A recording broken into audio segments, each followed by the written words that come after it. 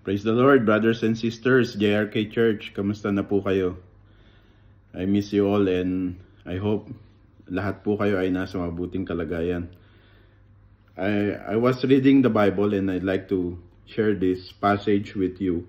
Makikita po ito sa the book of Luke, chapter 18, from verses 1 to 8. Ito po ay pinamagatang The Parable of the Persistent Widow.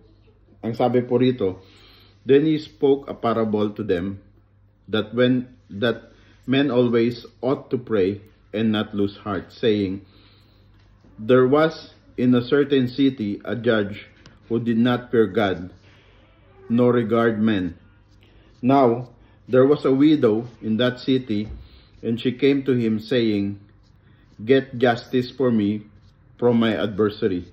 And he would not for a while, but afterwards he said within himself, though I do not fear God, nor regard man, yet because this widow troubles me, I will avenge her, lest by her continual coming she weary me.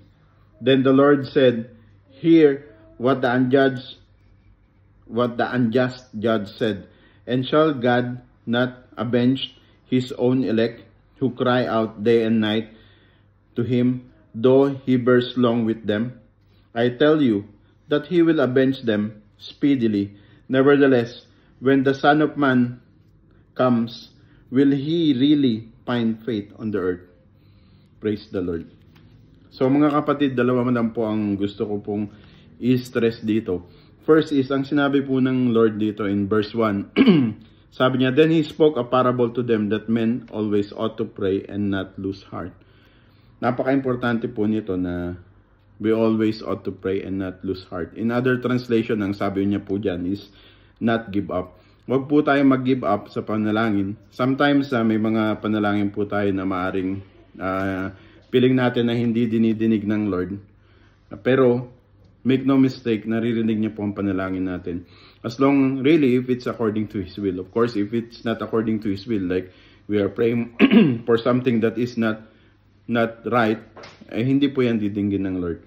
Ngunit kung ang ating panalangin naman ay in accordance to His will, at paano po natin malaman if it's according to His will, dapat po ito po ay naayon sa salita po ng Diyos, no? Sa Biblia. Kaya nga po, parati po namin ini-stress sa inyo na mag-aral po tayo ng salita ng Diyos. So dito, ang sabi ng Panginoon, huwag tayong mag-give up. We ought to pray. Day and night, we ought to pray.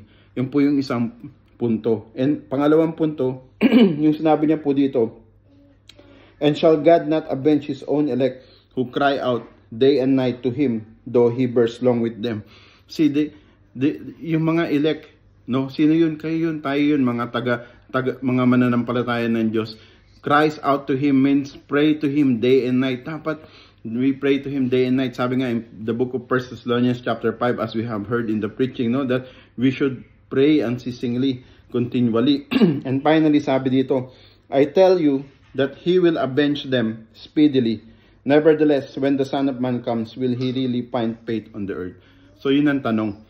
When He comes, will He really find faith? Meaning, because ang pagpapanalangin po, kailangan po dyan faith. Hindi po yan logic. Faith po ang pananampalataya po ang kailangan natin. Kaya kailangan panampalatayanan po natin yung ating mga panalangin ay didinggin ng Panginoon. At huwag po tayong mawalan ng pag-asa. Manalangin po tayo, no? Kaya po, mga kapatid, mamayang 7:30, if I'm not mistaken, meron po tayong intercessory prayer and this is going to be via Zoom. Kaya po, ako po ay inaanyayahan ko po kayo. I'm inviting you all, mga kapatid, na mag-join po tayo dito po sa ating pong intercessory prayer via Zoom. No, kagaya nga po ng sinabi sa atin ng salita ng Diyos na dapat tayo manalangin. We should pray unceasingly day and night. No? Kaya po, marapat lang talaga na tayo po'y manalangin. Of course, kung meron po kayong mga trabaho or mga dapat gawin, that's very much understandable. Ako po bilang isang Kristiyano, ako ang tingin ko diyan is we should pray Sometimes kasi ang problema, nananalangin tayo pag nandyan na ang problema. Pero ang totoo dapat, bago pa magkaroon ng problema, nananalangin na tayo, no? Kasi ang nangyayari, tumatawag lang tayo sa Lord pagka pagka may problema tayo. Pero dapat hangga't wala pa tayong problema, tumawag na tayo kasi alam niyo kung bakit. Paano kung para kayo tumawag sa Lord, i-allow ng Lord na magka-problema kayo? Gusto niyo pa bang yun ang mangyari sa inyo? Of course not. Kaya nga, inanyayahan ko po kayo, manalangin po tayo. Mamaya pong 7:30, sama-sama po tayo manalangin. Of course, hindi ko sinasabi na hindi kayo nananalangin.